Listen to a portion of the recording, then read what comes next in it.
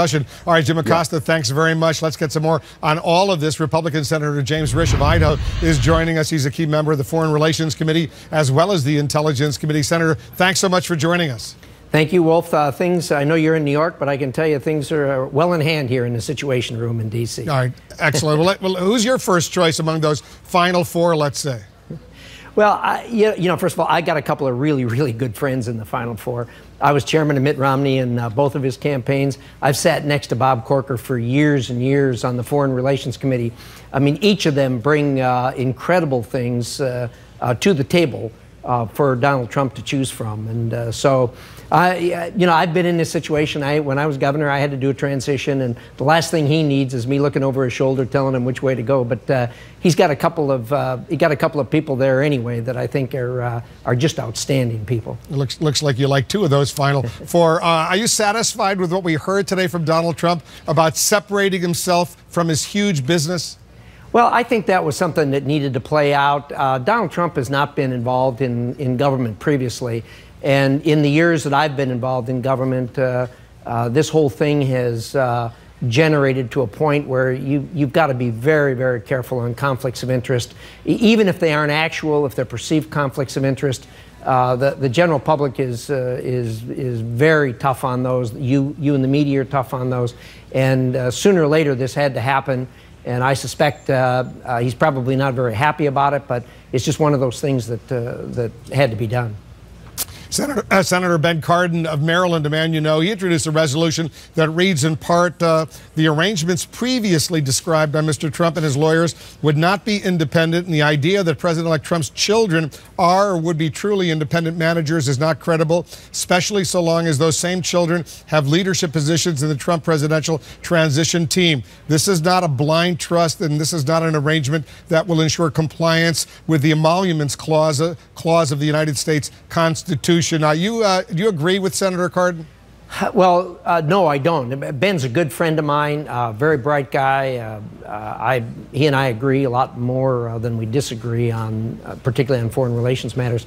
But in this particular instance, I think one thing you've got to look at, and I think probably Donald Trump is finding this out right now, he's going to have his hands full running this country. He's going to have a lot more than he can possibly do.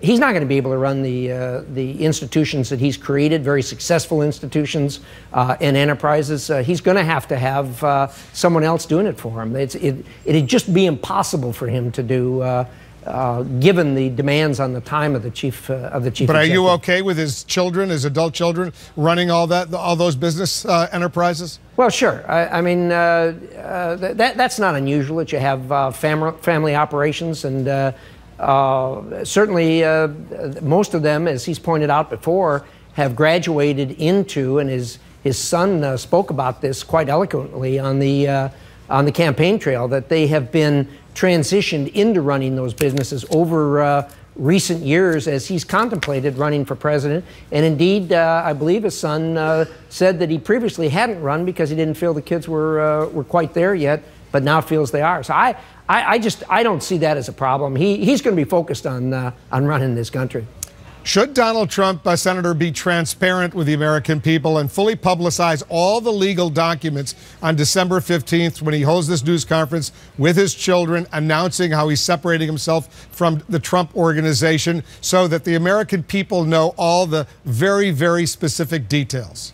Wolf, I can't answer that question. I think we're going to have to leave that up to the lawyers and up to you guys and up to the American people to weigh this and determine whether they know enough about it. There's certainly going to be legal documents that are signed, and I'm sure they'll be tested. And in this day and age, probably every detail will be leaked in very short order. So I suspect people are going to have enough knowledge of this to make a judgment as to whether they think that he is sufficiently separated, and those that like him will be happy, and those that don't won't be. That's not unusual. All right, Senator, there's more to discuss, including the latest news we're getting on the Ohio State University attacker, that he was in Washington only a few days before the assault, buying a knife in the nation's capital. You're on the Intelligence Committee. We'll pick your brain right after a quick break.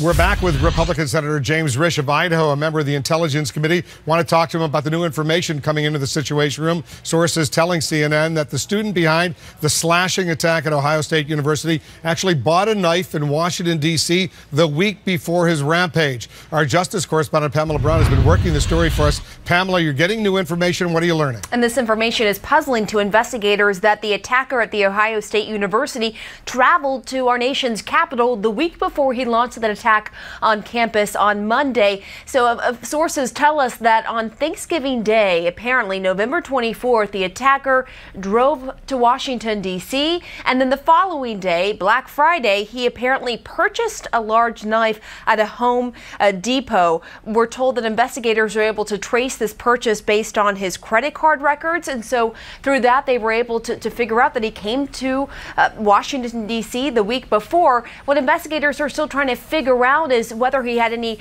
connections here, any contacts with other individuals, where he stayed. All of that is still very much a mystery. And also, as we learned, Wolf, the attacker also bought knives the morning of the attack in Columbus, Ohio. So some of this just isn't adding up. And as we know, he was looking at ISIS propaganda. ISIS has claimed responsibility for the attack, though there's no evidence to back up that claim. What we do know, though, is that ISIS has been calling on its followers to launch attacks on holidays. And so investigators are trying to figure out whether he had other plans in the works beyond just launching that attack on campus there in Ohio. Wolf? Yeah, very disturbing information, Pamela. Thank you very much. Let's get back to Senator Risch. Senator, you're on the Intelligence Committee. What are you learning about why he came to Washington, D.C., why he purchased a knife, a big knife, in the nation's capital? Well, this news is so early and so breaking, I really can't hang more details on it than what Pamela has. I will say this: I've been a little perplexed why people haven't just flat out said, "Look, this was a terrorist attack." There is no doubt in my mind this was a terrorist attack. The material that they've gotten off of his social media shows that he was inspired by some of the most notorious people on the internet. Preaching how and when to attack American and Western interests. And he followed that to a T, using a vehicle, which is their weapon of choice these days and recently. Certainly his social media has shown that he has urged other people to follow the teachings of these various radical teachers on the internet. And so there is absolutely no doubt and no question in my mind this was a terrorist attack. He was clearly, as we say, inspired by the likes of Anwar al-Awlaki, the American-born al-Qaeda leader who was killed in a U.S. drone strike. He praised him on his social media. But was it simply inspiration, inspired, or is there any evidence at all that he actually had direct contact with anyone from ISIS or al-Qaeda or al-Shabaab or any other terrorist organization? Well, there is no evidence that he was contacted directly at this point. But the most recent incidents that we've had, that direct contact has been missing in some of them. And the inspirational things that are on the internet are what have been moving people to do these things. So it turns out that they don't really need to direct. All they need to do is inspire. And I've watched a lot of the materials, and I can see where vulnerable people, people who are easily led, would be inspired to do this. So they're quick to jump in and take credit for it, and for good reason, because the fingerprints that are on this are clearly the fingerprints of those people who want to do us harm, and they're out there describing how this should be done, and when it should be done, and why it should be done. Yeah, ISIS has said, al-Qaeda has said, if you don't have a gun, get a knife. You don't have a knife, get a car, just start killing people. That's their motive. That's their mission. All right, Senator, as usual, thank you so much for joining us. Thank you, Wolf. Good to see you. Coming up, Donald Trump follows through on a campaign promise.